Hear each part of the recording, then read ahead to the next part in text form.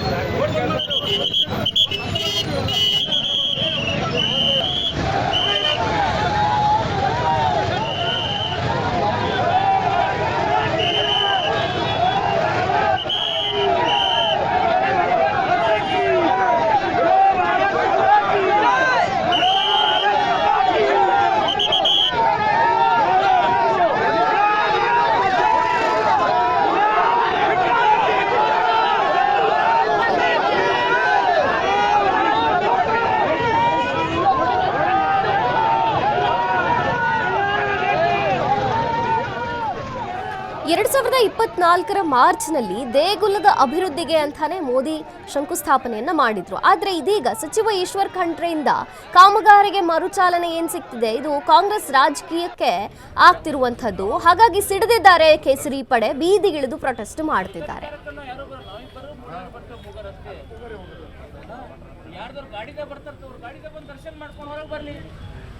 ಸಂವಿಧಾನ ಬಾಹಿರ ಕಾನೂನು ಮಾಡಿದ್ರೆ ಹೆಂಗೆ ನಡೀತದೆ?